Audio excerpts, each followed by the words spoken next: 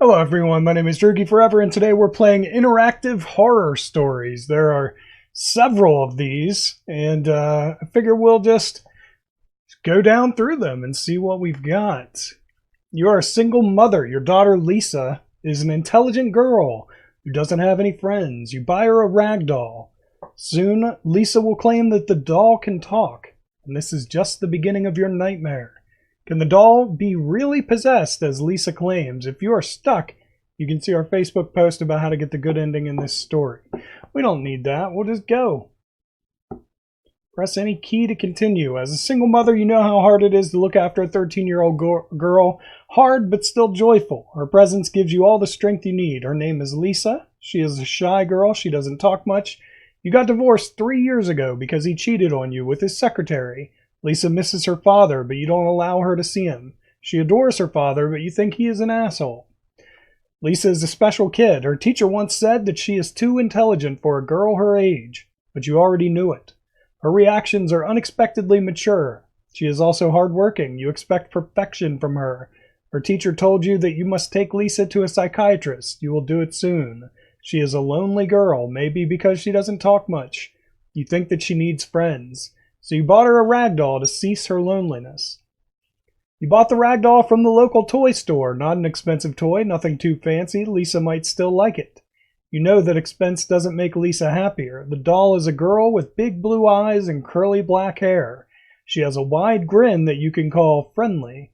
Her dress is red, matching her shoes. She also has eyebrows. The unnamed doll waits for her new owner in Kid's bedroom. You haven't brought Lisa home from school yet. It's Friday, not a sunny day. The sky is covered with gray clouds. You are driving your car. Lisa sits on the next seat. The seatbelts are worn tight. She looks from the window blankly without any expression on her face. You remember that the math exam's results were going to be announced today. How are the exam results?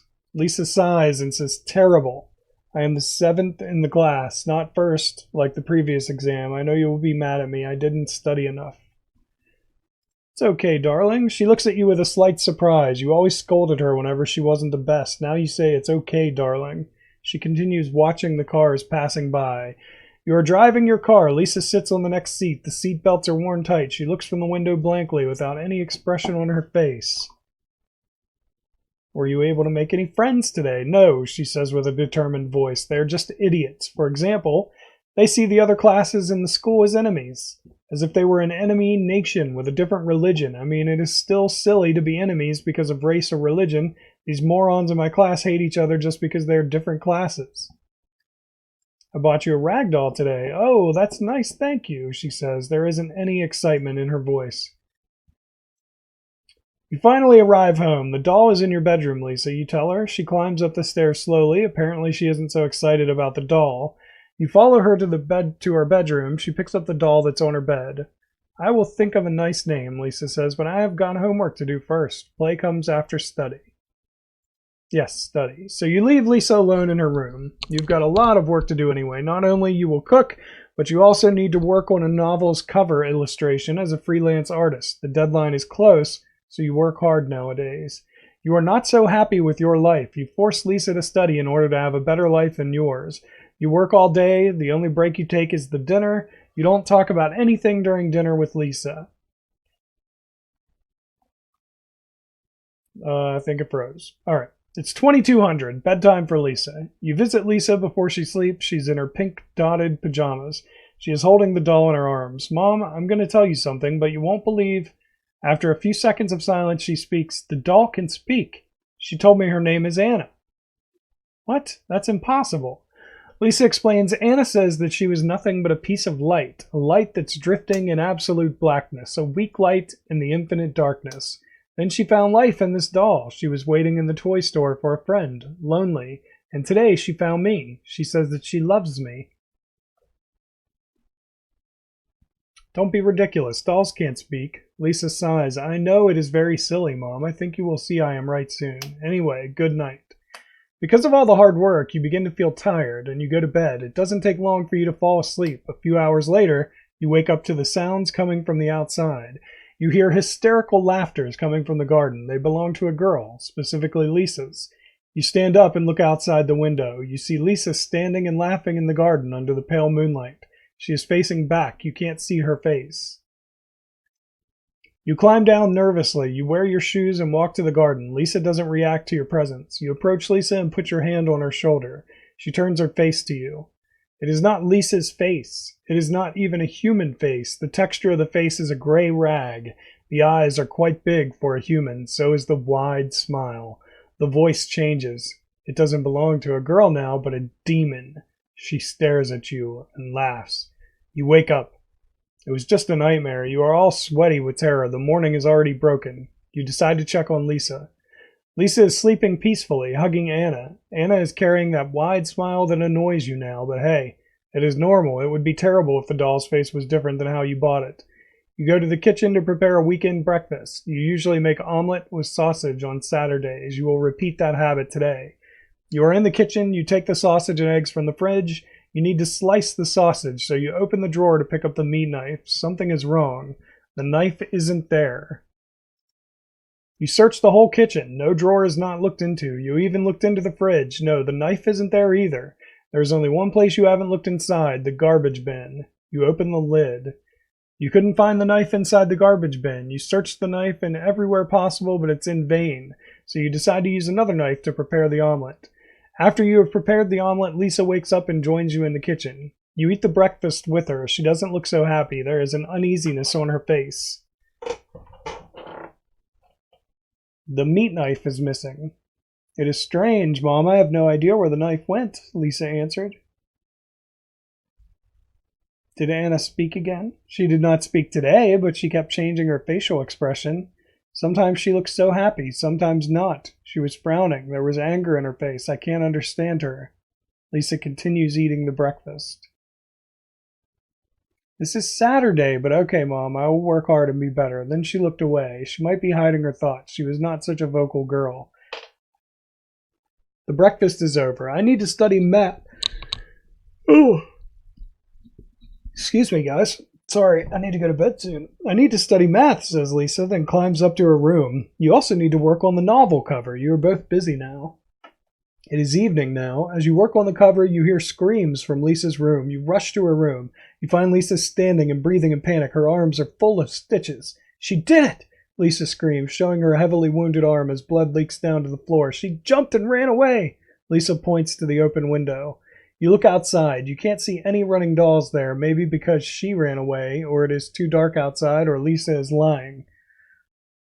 I won't allow her to harm you, Lisa. You didn't believe me before. I hate you, she screams at you, not allowing you to hug her. After she calms down a little, I want to stay alone. Leave me alone. So you let her stay alone in her room after closing the windows and locking the door. You make sure that no doll can trespass. You get into your own bedroom next to Lisa's so you can hear her in case she needs you. It is 3 a.m. now. It's raining outside. Lightning strikes and enlightens your dark bedroom. You haven't slept. You don't care about the freelance work you got. All these events make you too stressed to care about business. You see Lisa's silhouette at the door. She walks in. Lisa is holding something behind her back, but you can't see it. She approaches your bed, climbs it, and comes near you. With a sudden move, she stabs the meat knife in your belly. You never trusted me! She stabs you once again. You didn't allow me to live my childhood! She keeps stabbing your body with insanity. I hate you! I hate you! These are the final words you hear as your own daughter repeatedly stabs you and commits matricide. The end. Damn, dude! So if we basically go back through...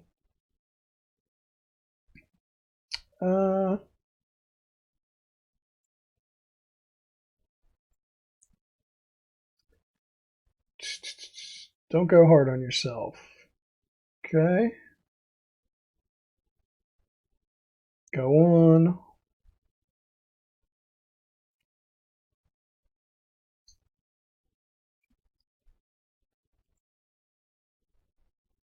Okay, we can't let her keep the doll. We'll shout out this time. She can't hear us. Okay.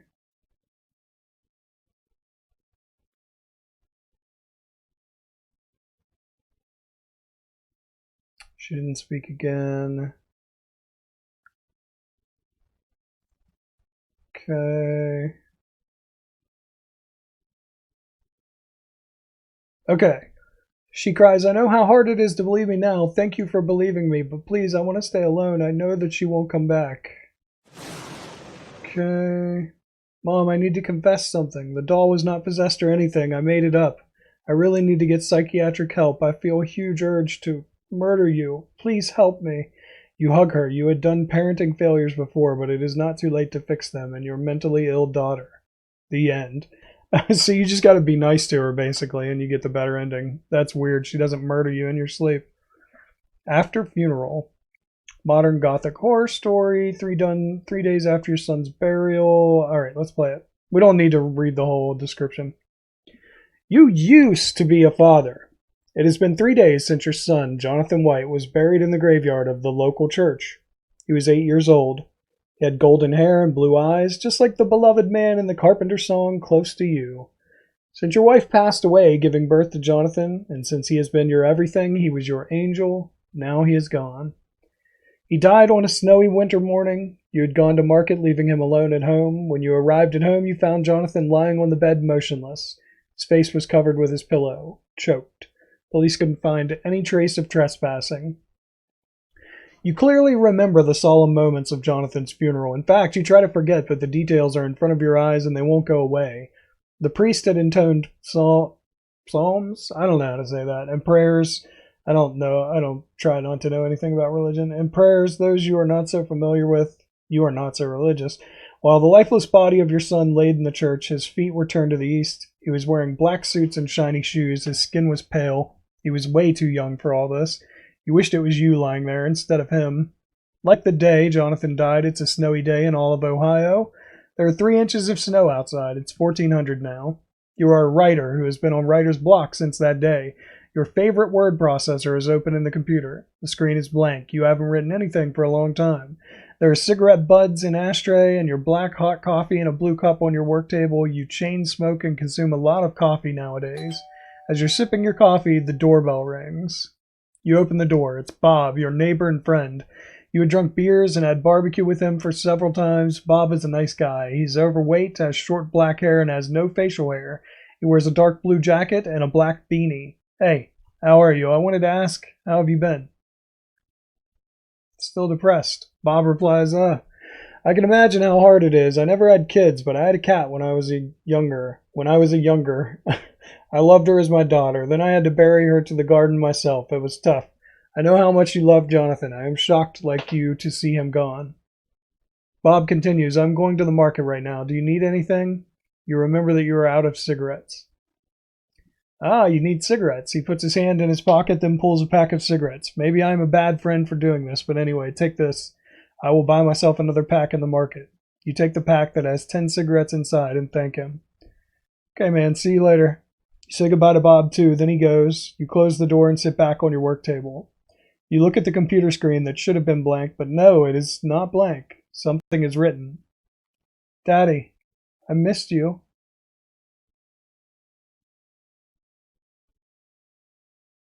You type Jonathan at the computer, then new letters get appended at the text in the screen. Whoever types it, he, she, it, writes fast. When they are finished, they form 2 sentences. I can hear you, Daddy. Talk to me.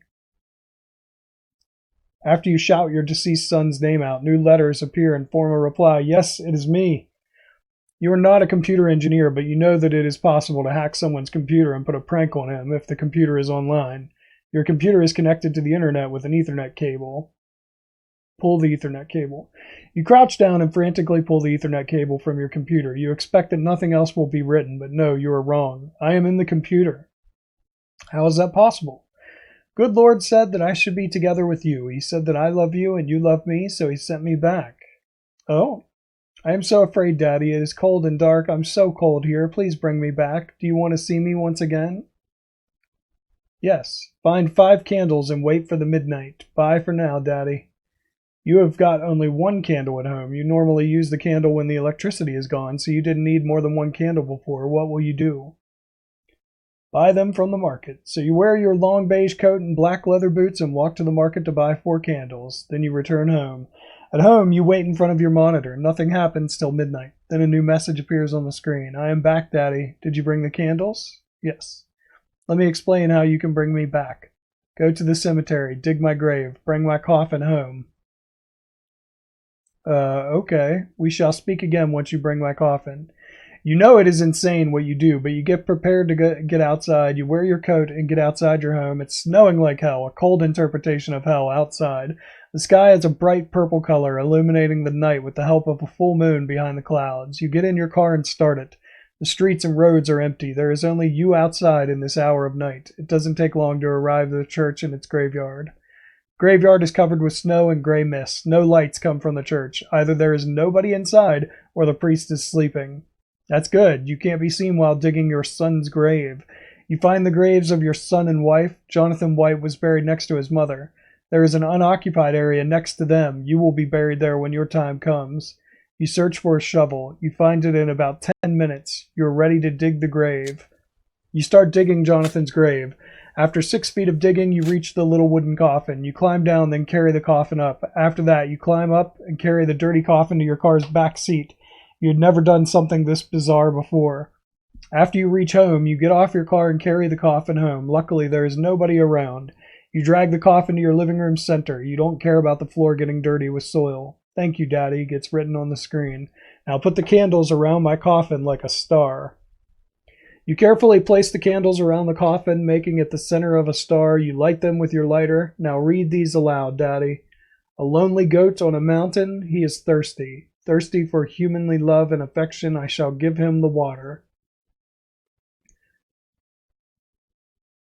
And the coffin starts to shake. The coffin's lid gets opened slowly. You see Jonathan opening the lid and raising up. His skin is pale, almost white. You can smell the rot of his undead corpse. He is wearing that black suit you couldn't forget. He stands on his feet and smiles at you. Then he steps outside the coffin away from you without saying anything. And he does something you wouldn't expect from the dead. He dances. He dances with joy. After half a minute, he stops dancing, stares at you. His eyes are still blue. Take me in your arms, Daddy. Take me to the bathroom. I want to show you something. It is impossible not to obey what he says. You feel his presence dominating the room, overwhelming you, and it's impossible to say no. You crouch down and take him in your arms. You carry him to the bathroom. You bring him to the dark bathroom, you turn on the light, and get horrified by what you see in the mirror. The boy's reflection is different. His skin is burnt like coal. Jonathan had an innocent and handsome face, but the face you see is so far from being pleasant. It is like a really old man's face, who is also very ugly, and he has no hair. I always wanted a daddy like you, says the eldritch abomination you hold in your arms. The end.